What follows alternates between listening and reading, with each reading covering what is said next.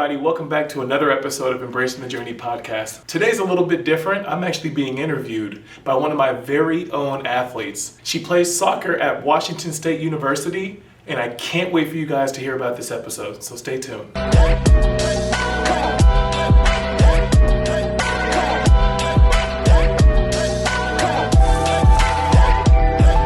So my name is Norris Frederick. I am a professional long and high jumper. I compete on behalf of America in all major competitions, including world championships, Commonwealth Games, Olympic Games, you name it. Growing up, was track always the route you wanted to take, or were there other options you had regarding sports? There were other options. I think basketball was my first love, but I just found myself, I was able to succeed a lot quicker in track and field. I think I had a natural, knack for it. Would you say you had a special role model or someone who pushed you towards track, or do you say you found that all on your own? Ooh, no. I ended up getting in trouble my sophomore year in high school playing basketball. Before one of the games that we had to travel to, I showed up late because I went with a few other teammates to one of the grocery stores, and we were 5 minutes late to the bus. And he made me sit out the entire first half and then made me either choose between a spring sport or conditioning at 5 o'clock in the morning, 3 days a week with him, the head coach, basketball coach. And Elliotte, I can imagine you could pick, I'm not going to be hanging out with him as much. So I picked up track and field that year and, had a pretty good season. And now I'm here with you. Yeah. All because you were 5 minutes late? All because I was 5 minutes late. Yeah, my life changed drastically over 5 minutes. That's crazy. Right. I don't know. I mean, I got to do some pretty cool things, right? Yeah. I got awesome. 5 state championships behind it, 2 national records, and a few other things. But at what point did you realize, I'm going to take this to college and you could be really successful with it? That's a good question. I feel like I thought that I could make a career out of it. I won the Junior Olympics, and I didn't really understand what that meant. I just didn't want to lose. Yeah. But before that, I was at the state championship here in Washington. We actually did it over at Pasco, Washington on the east side. And I was at the track meet, and I had just won the men's long jump. And somebody in the stands that were sitting in front of me, a few steps down, was like, "Who's that kid from Roosevelt? And I heard he's only good here in Washington, but he's not good anywhere else." And my oldest brother was like, "Who are you talking about?" And he was like, "Some kid from Roosevelt." So the guy turned around and was talking to me because his son was a long jumper. And he was just like, "Yeah, he's a decent athlete, for the state of Washington. But once you get out and you compete against the California kids and the Texas and the Florida kids, that's where you make a name for yourself. He's a decent athlete for Washington." And he was like, "Well, what's your name?"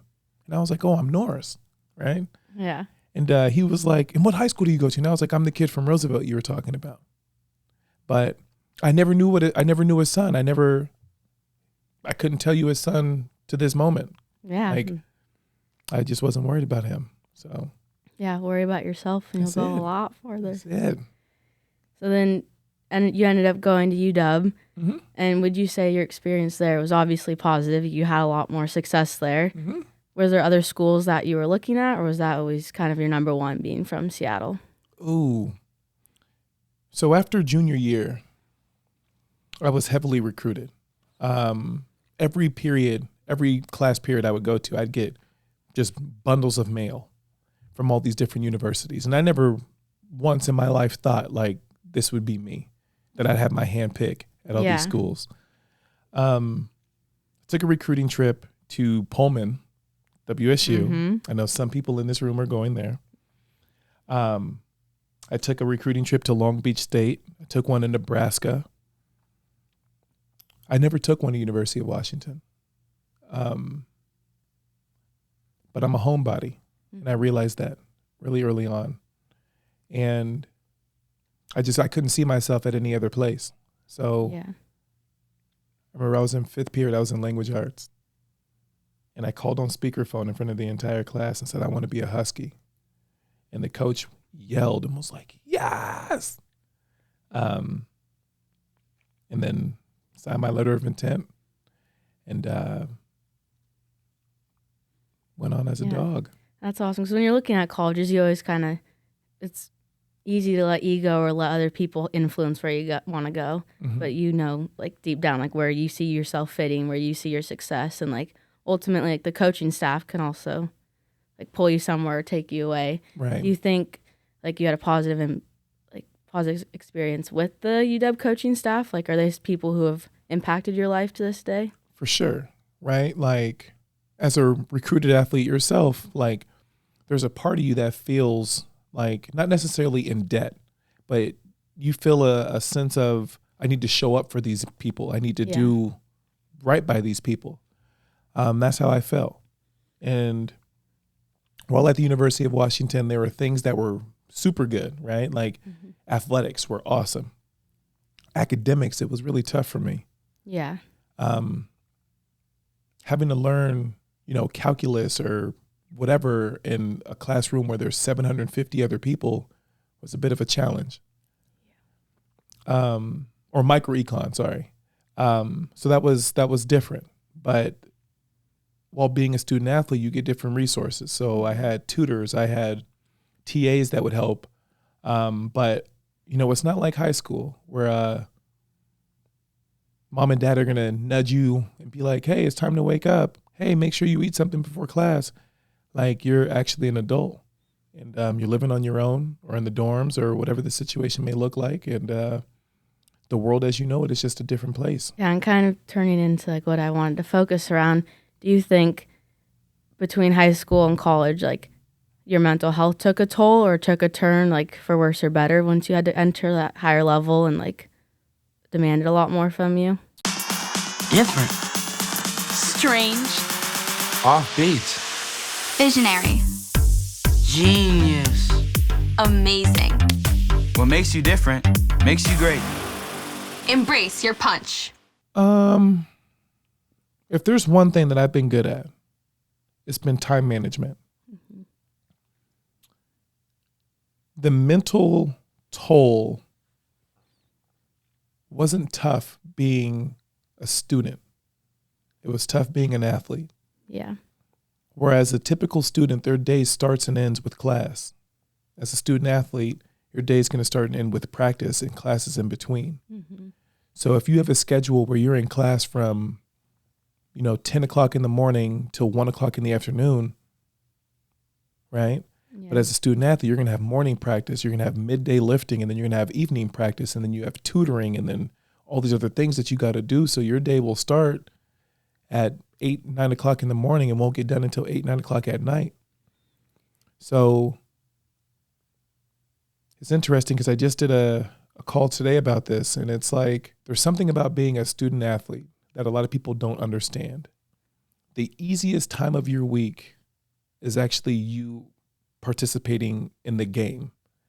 Practice is the thing that people have a hard time understanding how emotional, physical your body gets and exhausted, how quickly it gets going through stuff like that. And it's different for you than it is for me because I wasn't on a typical team sport. Yeah.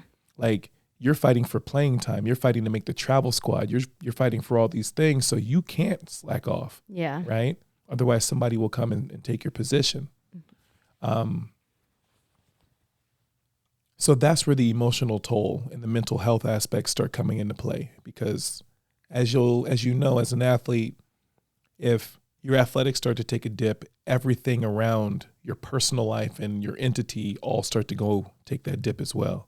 Yeah. So, and do you think outside of sports, like colleges are equipped to handle like the mental health side of not just being a student, but the athletics? Like, did the athletic department have a specific person or resource office for athletes to utilize in those times? I think it's the biggest kept secret. I think whether there are those abilities to do that, they're extremely underutilized.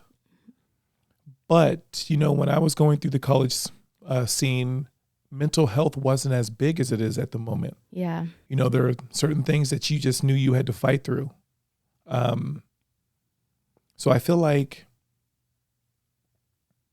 understanding what it is that you bring to the table and understanding your catalyst for emotional toll, I think all that's going to be up to you and how, and your breaking point and your limitations to that. So for any student athlete out there, that's watching this or listening, the moment you start feeling a shift in your moods and I'm not talking about a shift like 2:00 I'm mad, 3:00 I'm happy. I'm talking about weeks on end.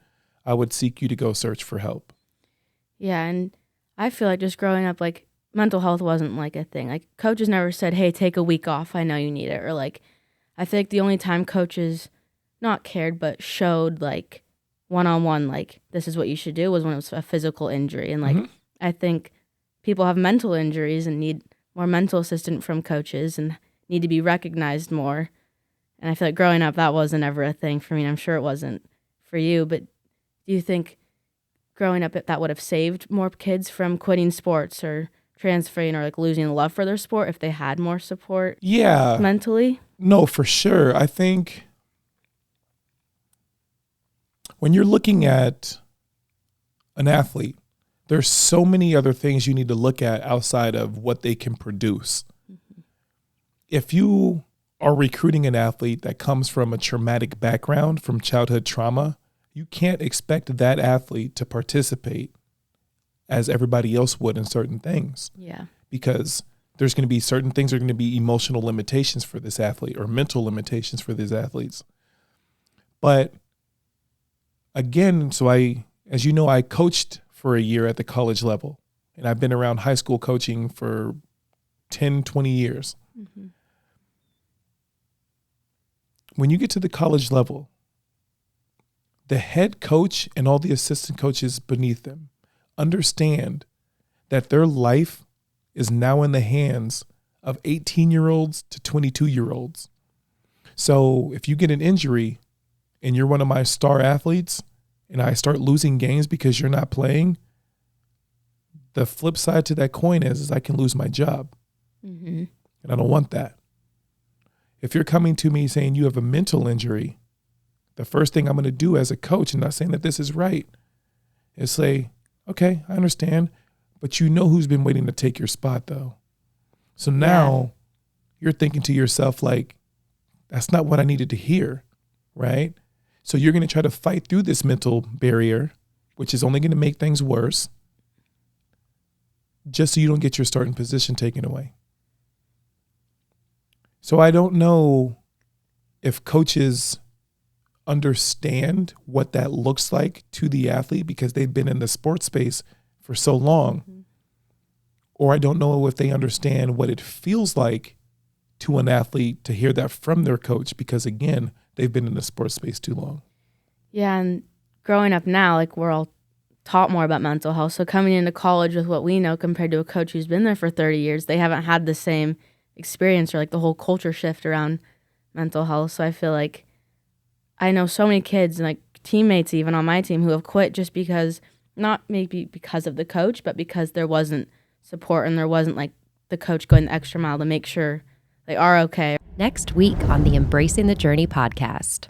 Is my mental health more important than my playing time? Not a slippery slope, because if you continue to choose your sport, you can suddenly be somewhere where you never thought you'd get to. Yep. I am in transitional therapy right now, learning how not to be a professional athlete in all aspects of my life. Do you think the idea of like perfectionism and like reaching perfect is taught at a young age where like it shouldn't be, or do you think that's something that maybe helped you?